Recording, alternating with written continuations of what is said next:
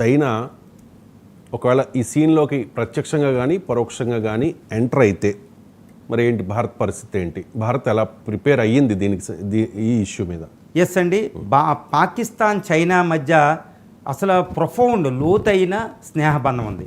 వాళ్ళు ఏమంటారంటే మా ఇద్దరు friend, we are the all weather friend, అన్ని సమయాల్లో నేను నీకు ఫ్రెండ్ అని చెప్పింది చైనా. ఒకళ్ళు చెప్పుకుంటారు.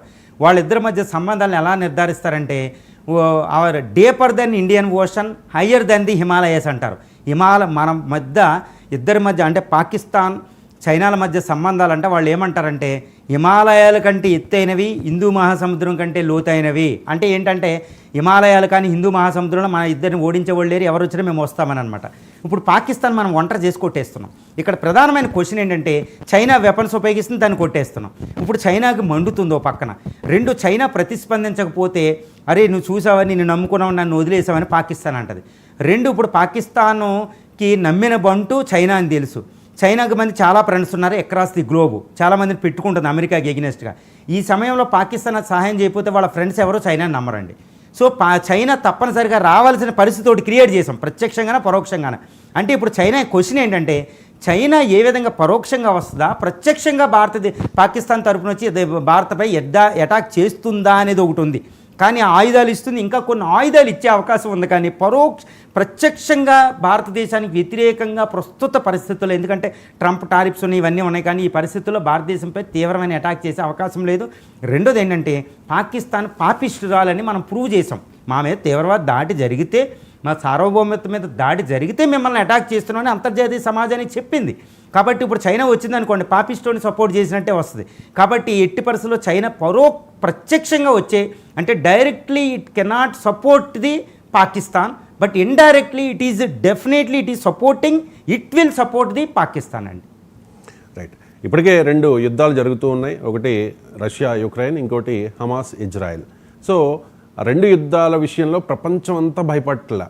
కానీ ఈ పాకిస్తాన్ భారత్ యుద్ధం ఇంకా స్టార్ట్ కాలే, అఫీషియల్గా స్టార్ట్ కాకపోయినా ప్రపంచం ఎందుకు భయపడుతోంది? ఒకటండి, అక్కడ ప్రపంచ పటంలో ఇప్పుడు యుద్ధ వాతావరణం ఎలా ఉందో చూడండి. ఆఫ్రికాలో సివిల్ వార్లు ఉంటాయి, దానికంటే ఇది ఇండియా పాకిస్తాన్ ప్రమాదం. అదేవిధంగా హమాసు ఇజ్రాయెల్ వార్ జరుగుతుంది 2 సంవత్సరాలుగా, దానికంటే భారత పాకిస్తాన్ల యుద్ధ ప్రమాదం. చూడండి, ఇజ్రాయెల్ హమాస్ యుద్ధం అంటే దానికంటే ప్రమాదం అంటే నేను ఎందుకో చెప్తాను. హమాస్ ఇజ్రాయెల్ యుద్ధం కంటే భారత పాకిస్తాన్ల యుద్ధం ప్రధానం. అదేవిధంగా రష్యా ఉక్రెయిన్ వారు 3 సంవత్సరాలుగా జరుగుతుంది. ఈవెన్ రష్యా ఉక్రెయిన్ వార్ల కంటే చాలా శక్తివంతం, డేంజరస్ వార్ ఇండియా పాకిస్తాన్ మధ్య. ఎందుకంటే ఉక్రెయిన్ అణుదేశం కాదు, అటు రష్యా అణుదేశం, ఇజ్రాయెల్ అణుదేశం, హమాస్ అణుదేశం కాదు. ఇక్కడ ఆఫ్రికాలో యుద్ధాలు అణుదేశాలు కాదు ఏవీని కూడా. కానీ ఇక్కడ పాకిస్తాన్ ఇండియా 2 అణుదేశాలు, 2 శక్తివంతమైన దేశాలు. అది 12th పొజిషన్లో ఉంది మిలిటరీ పరంగా. భారత్ ఏంటంటే 3-4 ప్లేస్లో ఉన్నాయి. 2 అధునాతన యుద్ధ దేశాలు కొట్టుకుంటున్నాయి. 2 అణు వాహకాలు ఉన్నాయి, అణుబాంబులు ఉన్నాయి. అందుకే ప్రపంచం ఎక్కువ భయపడేది. ఒక రకంగా చెప్పాలంటే లాస్ట్ నైటు ఏప్రిల్ 22 నుంచి వరల్డ్ ఈజ్ ఎ ట్రంబ్లింగ్ అంది, ఇంటిమిడేటింగ్ అనమాట. అంటే ఎంత భయానకమైన టెర్రరైజ్ అనమాట, హర్రర్ అంటారు చూడండి. ప్రపంచ ప్రజలందరూ, ప్రపంచ నాయకత్వాలన్నీ భారత్ పాకిస్తాన్ల మధ్య యుద్ధం అంటే భయపడిపోతున్నారు. ఎందుకంటే అణుదేశం కాబట్టి. సో ఈ అణ్వాయుధ యుద్ధం జరిగిద్ది, పాకిస్తాన్ మొండిగా ఉంటుంది, ఇండియా ఊరుకోదు. సో ఈ ప్రమాదంలో ఎంత కష్టమో వాళ్ళకి తెలుసు. అందుకే ప్రపంచం తలకిందులైపోతుంది, భయపడిపోతుందని నా అభిప్రాయం అండి.